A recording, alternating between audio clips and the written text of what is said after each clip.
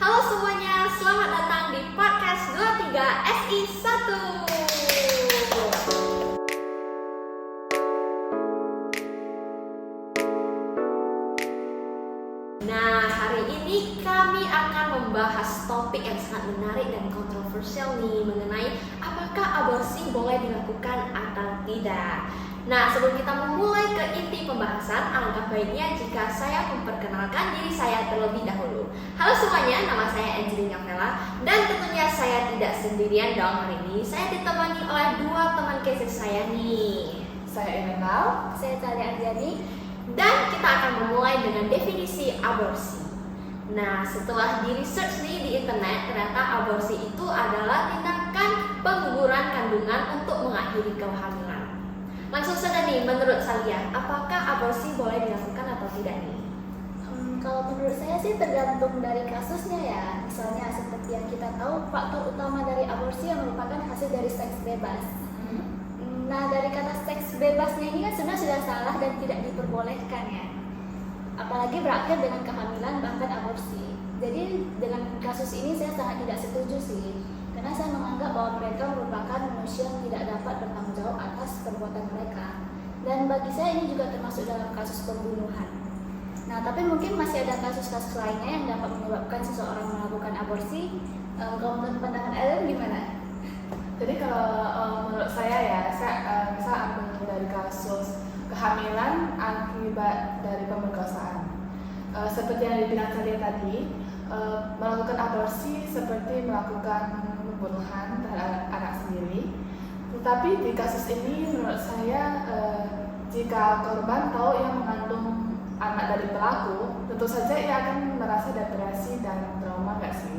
Apalagi jika anak tersebut akan mengingatkan korbannya akan kejadian yang traumatis itu. Jadi jika korban ingin melakukan aborsi, saya sih setuju saja ya. Dan jika korban ingin mempertahankan anaknya juga, ya bisa saja. Jadi di kasus ini sih balik lagi ya ke pendapat korban tersebut. Itu sih dari saya. Benar. Nah, tetapi ada juga loh faktor lain, misalnya seperti di mana nyawanya si ibu ini terancam atau anaknya terancam di dalam kandungannya itu. Itu juga bisa menjadi salah satu faktor penyebab dari aborsi. Nah, untuk membahas lebih lanjut tentang kasus-kasus ini, kita hari ini tidak akan membahas dari hanya pandangan kita bertiga nih, tetapi kita juga akan membahas dari 4 pandangan filsuf. Dan kita akan mulai dari Søren Kierkegaard. Nah, ngomong-ngomong tentang Søren Kierkegaard nih, kalian tahu gak sih? Aku kan ada melakukan research nih tentang Søren Kierkegaard. Ternyata dia itu merupakan seorang filsuf yang percaya akan adanya Tuhan. Dan menurut dia, manusia itu bebas bertindak asalkan mengutamakan moral dan etika. Oh, jadi yang tadi kamu bisa tentang nyawa ibu atau anaknya itu gimana? Nah, itu menurut Søren Kierkegaard sih masih aman ya, masih boleh dipertimbangkan. Karena kan itu dapat membahayakan salah satu dari nyawa mereka kan.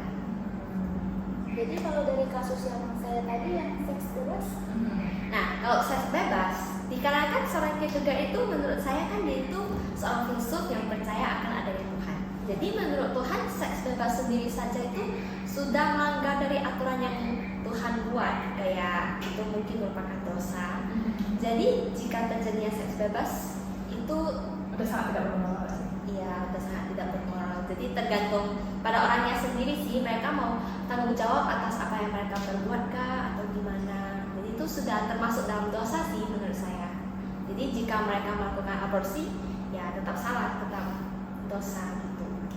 Dan terkait tadi ya Ellen ya, ada bahas tentang pemerkosaan juga. Nah, itu juga boleh dipertimbangkan sih ya. Soalnya kan itu tergantung lagi ya, pemerkosaan itu kan seperti pemaksaan juga ya, udah sangat melanggar moral dan etika. Jadi menurut Søren sih masih oke ya. Untuk aborsi. Iya, boleh dipertimbangkan. Jadi menurut Kierkegaard itu manusia bebas bertindak, tetapi harus sesuai dengan moral dan etika juga. Ya betul. dan juga harus sesuai dengan aturan Tuhan ya. Iya, betul sekali. Ya udah deh, kita langsung lanjut aja ke filsuf kedua. Dari mana dulu nih? Kayaknya Jean-Paul Sartre dulu lah sih. Menarik juga ya. Ngomong-ngomong tentang Sartre, jadi kalau pandangan dia itu gimana sih? Jadi di sini Sartre tidak percaya akan adanya Tuhan. Dia juga menurutnya ya manusia bebas bertindak apapun lah. Jadi kalau pandangan dia terhadap aborsi nih, misalnya kita ambil contoh kasus kayak pemerkosaan deh. Oh, yang tadi saya Iya, itu gimana? jadi di kasus pemerkosaan, korban kan tentu saja tidak menginginkan kejadian itu untuk terjadi ya, dan pastinya juga tidak mengharapkan kehamilan untuk terjadi. Jadi jika korban memilih untuk melakukan aborsi, ya saya juga setuju saja. Oh gitu. Jadi kalau mengenai tentang nyawa ibu dan anak, gimana gitu? Nah, di situ kan hanya bisa menyelamatkan salah satu dari mereka ya, ibu atau anak. Di sini kan juga dipaksakan oleh keadaan ya, jadi tidak menyangkut pada bertanggung jawab atau konsekuensi. Jadi di sini saya juga ya bolehlah untuk melakukan aborsi. Jadi kalau dalam kasus seks bebas gimana? Nah, di seks bebas yang agak rumit ya, karena kan dari seks bebas kan sebelum mereka melakukan seks bebas, mereka kan sudah tahu harus tanggung jawab apa, konsekuensinya juga bisa terjadi apa. Jadi jika setelah melakukan itu hal tersebut, jika mengalami kehamilan dan jika mereka ingin melakukan aborsi lagi, seharusnya tidak dilakukan karena mereka harus bertanggung jawab dan mereka sudah tahu kan konsekuensinya sebelum melakukan hal tersebut. Jadi di sini Satria tidak menyetujui aborsi mengenai seks bebas yang mengalami kehamilan. Iya sih, saya setuju sih. Walaupun manusia itu diberi kebebasan, tapi kita juga harus tahu konsekuensi dari Ya, semua perbuatan kita. Nah, ngomong-ngomong tentang pandangan Satria, saya kepikiran lagi. Jadi tadi kalau mengenai pemerkosaan, jadi jika mereka ingin menyimpan kandungnya itu gimana ya? Oh, nah di situ kasusnya juga bisa sih, tetapi ya korbannya harus bertanggung jawab terhadap anaknya juga nanti bagaimana membesarkan anaknya dan juga tahu bagaimana sih konsekuensinya jika memiliki anak. Oh, tapi kalian tahu gak sih, sebenarnya aku pun setuju sih tentang pandangan terhadap Satria ya, dimana manusia itu sebenarnya harus bisa tanggung jawab atas perbuatan yang mereka lakukan itu ya. Kayak bukan hanya tentang aborsi sih ya, tapi kayak kehidupan sehari-hari gitu ya. Di dalam rumah tangga juga. Ya, apalagi rumah tangga yang terkait dengan aborsi kan sebenarnya mereka tuh harus berpikir secara jernih, secara bijak gitu kan. Iya. Bagaimana mereka bisa mempertahankan suatu keluarga agar tetap harmonis, gitu ya enggak sih? Bagaimana mereka itu juga bisa solve problem itu kan, yang sangat penting sih ya. Bertanggung jawab itu memiliki diri tanggung jawab diri kita itu sangat harus guys. Ya udah, setelah Satria kita berpindah lagi ke filsuf lain. Ada filsuf mengenai apa lagi nih? Ada nih dari Michael Foucault sih. Nah, jadi kalau Michael Foucault ini lebih mengarah pada kekuasaan sih, dimana kekuasaan yang dimaksud bukan hanya sekedar kekuasaan dalam negara yang berupa aturan yang harus kita ikuti, melainkan Foucault juga mengatakan bahwa kekuasaan itu ada dalam diri kita sendiri. Jadi kita memiliki hak atas kontrol tubuh diri kita sendiri. Misalnya dalam kasus aborsi ini, jadi pihak perempuan yang hamil memiliki hak dalam menentukan keputusannya dalam hidup dia. Tapi nih ya, menurut saya aku kurang setuju sih bagaimana pandangan Michael Foucault terhadap aborsi ini sih, atau tentang dunia lah. Jadi menurut gimana?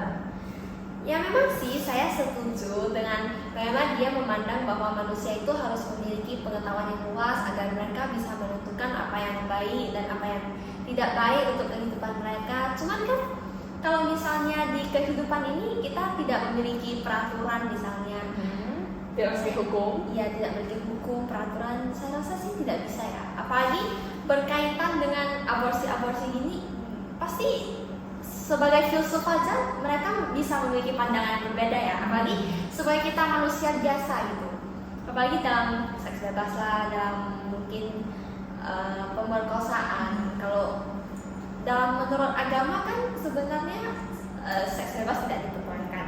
Cuman bisa saja kayak pandangannya dari yang mungkin dari barat, mereka memperbolehkan seks bebas. Tapi kalau dalam pandangan ini diperbolehkan, tapi dalam agama kan tidak diperbolehkan juga.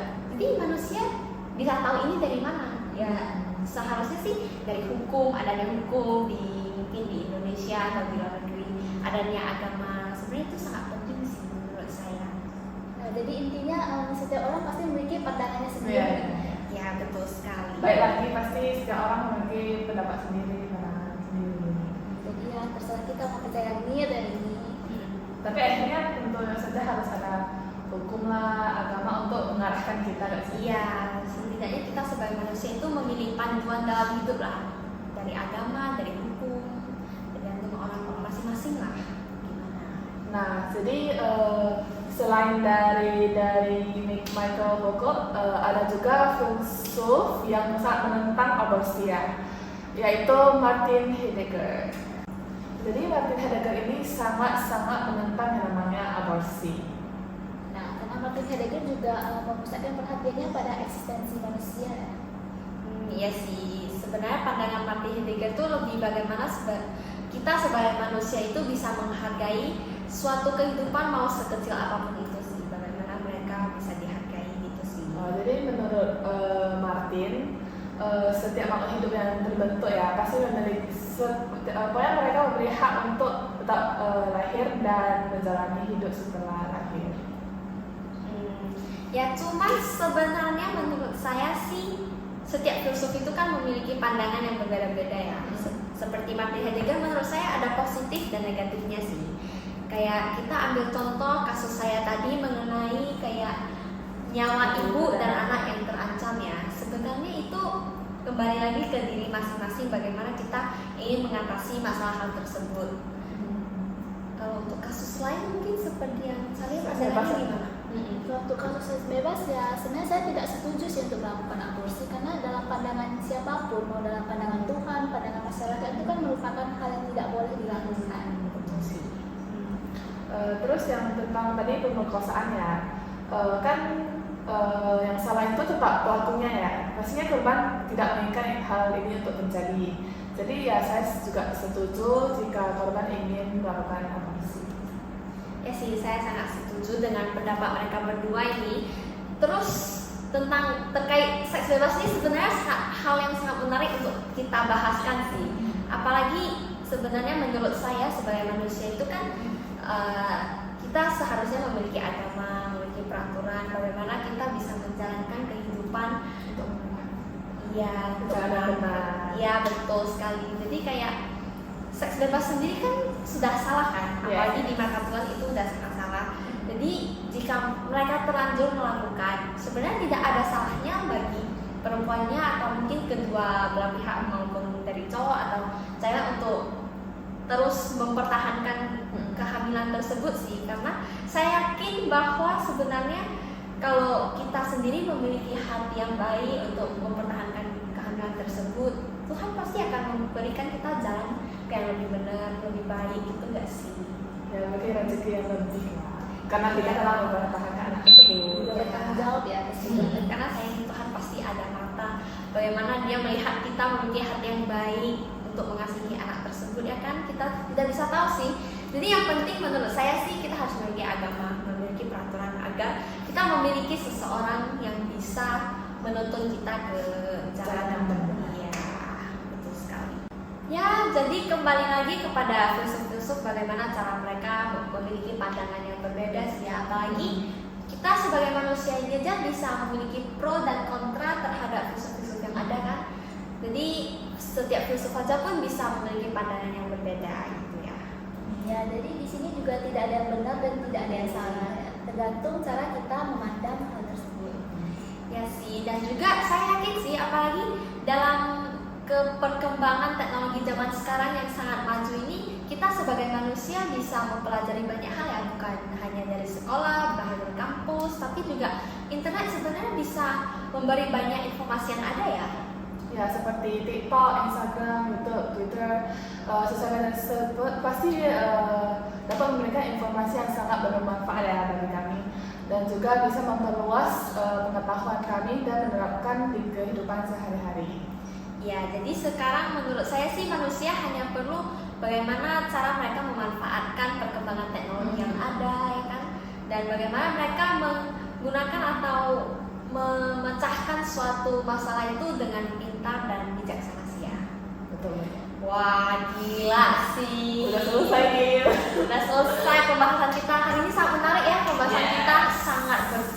membuat kita tuh berpikir secara kritis. Dan bagaimana sebenarnya hari ini saya juga bisa mempelajari hal baru loh. Yes. Dari berbagai pandangan filsuf kan sangat bermanfaat sih. Jadi teman-teman jangan lupa like,